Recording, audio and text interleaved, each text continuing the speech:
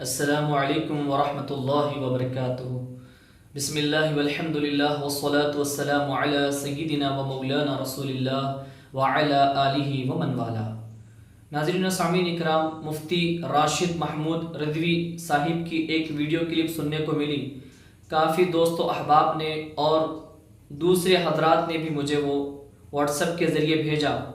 کچھ لوگوں نے جواب کا بھی مطالبہ کیا اور کچھ لوگوں نے ہمیں جواب ان کی طرف سے بھیجا، کیونکہ ہمارا نظریہ اور عقیدہ یہ ہے یزید ملعون کے تعلق سے کہ وہ لعنتی ہے، کافر ہے، جہنمی ہے، مردود ہے۔ تمام لوگوں سے گزارش پہلے کروں گا ویڈیو کو آپ مکمل دیکھیں، تب آپ کو بات جو ہے سمجھ میں آئے گی۔ پوری مکمل ویڈیو آپ دیکھیں گے۔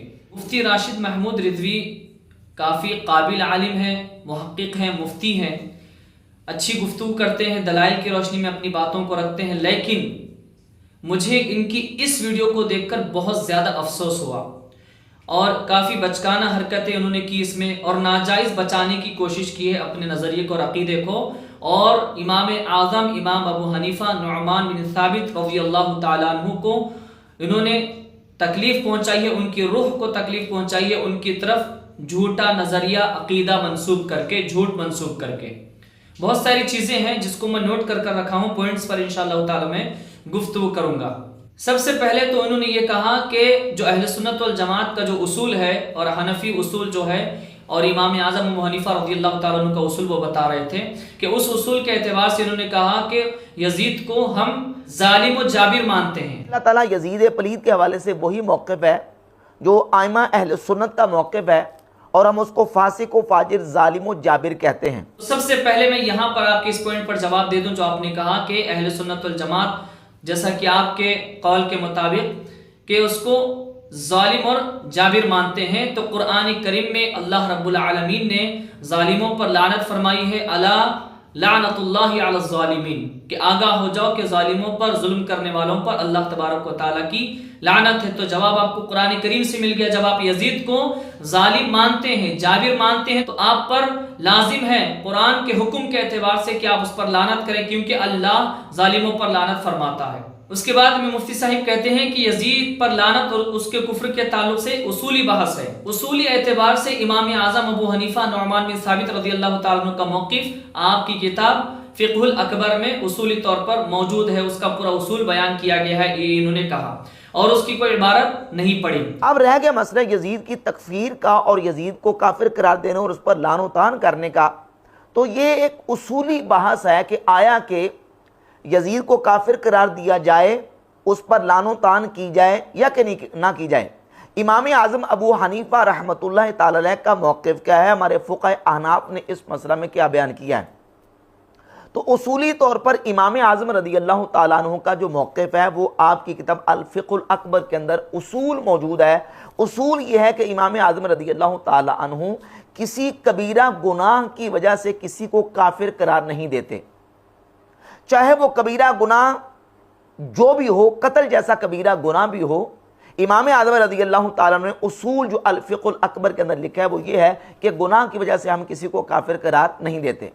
تو میں یہاں پر ان کو ایک جواب یہ دینا چاہوں گا کہ جو اصول امام اعظم ابو حنیفہ رضی اللہ تعالیٰ عنہ کی طرف آپ جو منسوب کر رہے ہیں یزید کے تعلق سے، کیونکہ معین شخص یہ ہے نا، یزید پر گفتگو ہو رہی ہے، اس پر بحث ہو رہی ہے، تو آپ نے کہا ہے کہ امام اعظم ابو حنیفہ رضی اللہ تعالیٰ عنہ کا موقف یہ آپ کی کتاب الفقہ الاکبر میں موجود ہے، تو آپ مجھے الفقہ الاکبر کی سند پہنچائیے، بتائیے کہ یہ ان کی ہی کتاب ہے اور اس میں جو قول ہے ان کا ہے۔ ایک سوال، لیکن اس سے بڑا سوال یہ ہے، خاص سوال، وہ سوال یہ ہے کہ کیا امام ابو حنیفہ رضی اللہ تعالیٰ عنہ نے یزید کا نام لے کر کہا ہے کہ اصول اس پر میرا ہے، کہ اس پر سکوت اختیار کیا جائے گا؟ اس پر ایک اصول ہے، اصولی بحث ہے۔ یزید کا نام لے کر امام اعظم ابو حنیفہ رضی اللہ تعالیٰ عنہ نے سکوت کیا ہے کہ اس پر میرا سکوت ہے، یہ جملے انہوں نے کہاں کہے ہیں؟ یزید پر جو انہوں نے سکوت کا حکم لگایا ہے ان کی کس کتاب میں موجود ہے؟ اور سکوت کب کیا جاتا ہے؟ جب ان سے کوئی سوال کرے، ان سے جب کوئی سوال کرے کہ یزید کے تعلق سے آپ کا کیا حکم ہے، امام اعظم سے پوچھے کوئی، تو جب آپ سکوت اختیار کر لیں گے تو پوچھا گیا تھا ان سے، اگر پوچھا گیا تو کون پوچھے تھے، کون تھا پوچھنے والا، اور آپ نے سکوت یزید کا نام لے کر سکوت کیا ہے کہ میں اس پر جو ہے سکوت کرتا ہوں، فقہ الاکبر ہو یا جو بھی کتاب ہو، امام اعظم کی خود کی کتاب، وہ آپ بتائیں، ثابت کریں۔ اور آپ نے یہ کہا کہ امام اعظم ابو حنیفہ رضی اللہ تعالیٰ عنہ کسی کو بھی گناہ کبیرہ پر کفر کا فتویٰ نہیں لگاتے ہیں، کسی کو کافر نہیں کہتے ہیں، چاہے وہ قتل جیسا گناہ کیوں نہ ہو۔ اللہ اکبر! آپ نے یہ امام اعظم پر جھوٹ باندھا ہے اور قرآن کے اصول کے خلاف آپ نے بات کی ہے، خود ساختہ بات آپ نے کی۔ میں نے کہا نا کہ آپ نے امام اعظم کو تکلیف دی ہے، ان کی روح کو آپ نے ٹھیس پہنچایا، ان کو ایذا پہنچائی ہے۔ حدیث پاک کی روشنی میں آپ کو میں حکم سناتا ہوں رسول اللہ صلی اللہ علیہ وسلم کا۔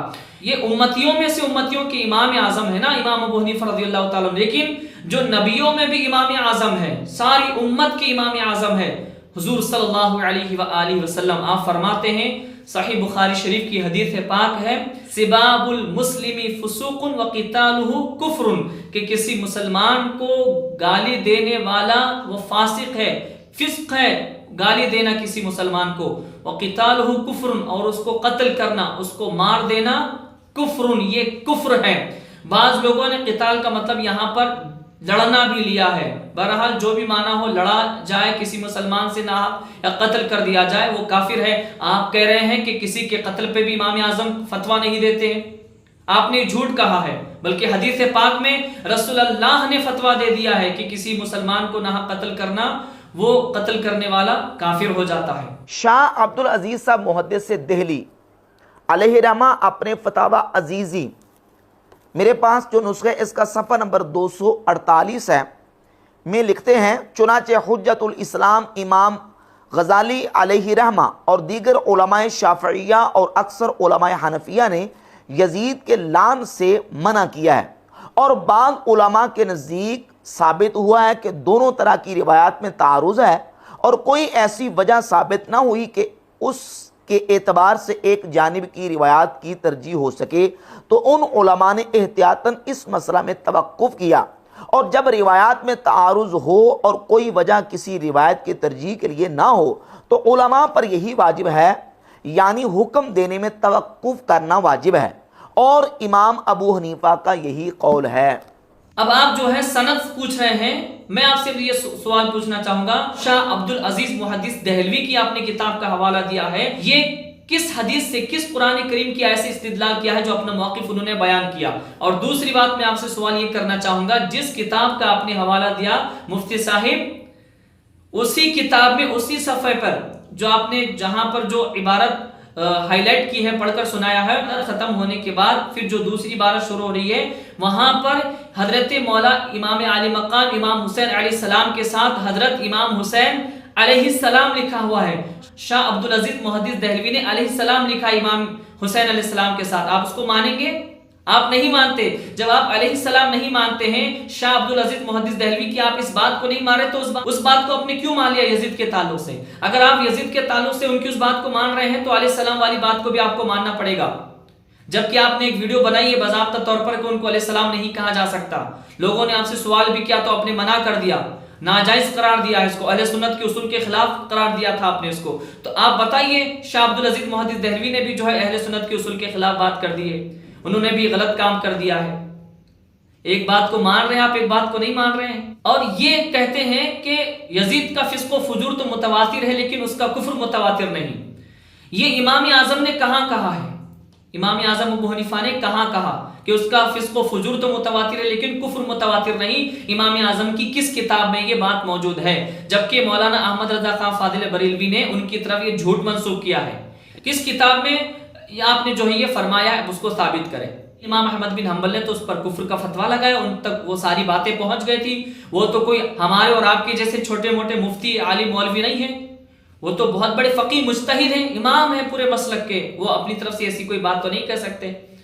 تو یہ جو آپ نے موقع بیان کیا امام اعظم کا، آپ اس کو ثابت کریں۔ اور دوسری بات کہ یزید کے تعلق سے، اس کی توبہ کے تعلق سے آپ کہہ رہے ہیں اس کو مسلمان ثابت کرنا چاہتے ہیں، پھر کہتے ہیں کہ ہمیں اس سے کوئی ہمدردی نہیں ہے، لیکن آپ کی ساری ویڈیو سے پتہ چل رہا ہے کہ ہمدردی ہے اس کو۔ اب میں یہ سوال کرنا چاہوں گا، یزید توبہ کر کے مرا تھا، آپ اس کا جواب دیجئے کہ اس کی توبہ کو ثابت کریے، ثابت کر سکتے ہیں آپ اس کی توبہ کو کہ یزید توبہ پر مرا تھا، وہ آخری وقت میں توبہ کر لیا تھا، یہ آپ ثابت نہیں کر سکتے۔ جب یہ ثابت نہیں ہو سکتا تو اس بات کا یقین ہے کہ یزید کفر پر مرا ہے، وہ کافر ہے، لعنتی ہے، جہنمی ہے، مردود ہے۔ یہ بات آپ کو اس بات کو ماننا پڑے گا۔ اب آ جاتے اس بات پہ جو آپ نے کہا ہے امام الکیہ حراسی کے تعلق سے۔ یہ عبارت وفیت الاعیان میں ہی نہیں بلکہ العواصم والقواسم میں بھی یہ عبارت موجود ہے۔ سئل الکیہ، حضرت امام الکیہ حراسی سے پوچھا گیا، عن یزید بن معاویہ، یزید بن معاویہ کے تعلق سے پوچھا گیا، تو آپ نے کیا فرمایا کہ وہ صحابہ میں سے نہیں ہے بلکہ وہ حضرت عمر بن خطاب رضی اللہ تعالیٰ عنہ کے دور میں پیدا ہوا تھا۔ وہ اما اقوال السلف، امام الکیہ حراسی فرماتے اب رہے سلف کے اقوال، ولی احمد قولان تلویح و تصریح، تو امام احمد بن حنبل کے دو قول اس تعلق سے، اس پر صراحتاً یعنی کہ نام لے کر لعنت کیا ہے امام احمد بن حنبل نے، اور اشارتاً بغیر نام لیے لعنت کیا ہے۔ ولی مالک قولان تلویح و تصریح، آپ کے بھی دو قول ہیں امام مالک کے۔ ولی ابی حنیفہ رضی اللہ تعالیٰ عنہ قولان تلویح و تصریح، امام اعظم کے بھی دو قول ہیں یزید کے تعلق سے کہ اس پر نام لے کر بھی آپ نے لعنت کیا ہے، بغیر نام لیے بھی لعنت کیا ہے۔ اور آپ فرماتے ہیں امام شافعی کا ہمارا جو قول ہے وہ ایک ہی ہے، کیا ہے وہ؟ صراحتاً اس کا نام لے کر لعنت کیا جاتا ہے۔ امام شافعی کا اور مسلک شافعی کا یہی ہے کہ وہ یزید کا نام لے کر لعنت کرتے ہیں، ایک ہی موقف ان کے پاس ہے۔ تو آپ نے جو جھوٹ منسوب کیا ہے اور آپ یہ سوال کرتے ہیں کہ اس کی سند پہنچاؤ، امام الکیہ حراسی 200 سال 150 سال پرانے بزرگ نہیں ہے، یہ ان کی ولادت ہے 450 ہجری میں اور آپ کا وصال ہے المتوفا 504 ہجری میں۔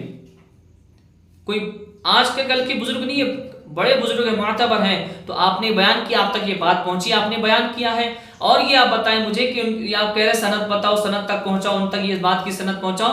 سند پہنچانا بتانا یہ کیا ضروری ہے؟ کیا ان کی بات کو ماننا، اس پر عمل کرنا ضروری نہیں ہے؟ آپ یہ بتائیے۔ جب آپ کو ہمدردی نہیں ہے یزید سے تو آپ غلط موقف، جھوٹا موقف امام اعظم کی طرف کیوں منسوب کر رہے ہیں، کیوں دفاع کرنا چاہتے ہیں جھوٹے قول کا؟ جبکہ مولانا احمد رضا صاحب نے جو جھوٹ منسوب کیا ہے بس آپ اس جھوٹ پر پردہ ڈالنا چاہتے ہیں۔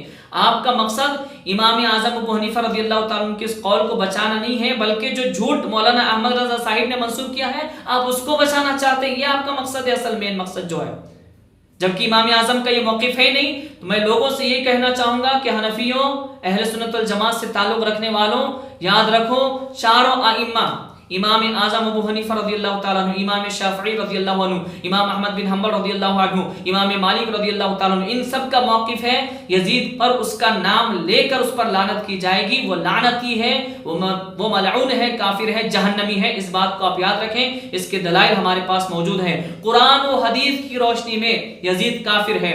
کفر کا فتویٰ کب لگایا جاتا ہے، اس کو ملعون کب کہا جاتا ہے؟ اس کے افعال دیکھا جاتا ہے، اس کے کاموں کو دیکھا جاتا ہے، وہ کیا کر رہا ہے۔ لعنتی والے کام کر رہا ہے تو قرآن و حدیث کی روشنی میں وہ لعنتی ہے، کفر والے کام کر رہا ہے تو قرآن و حدیث کی روشنی میں وہ کافر ہے۔ تو فعل کو دیکھ کر فاعل پر حکم لگایا جاتا ہے۔ یہ میری گفتگو تھی۔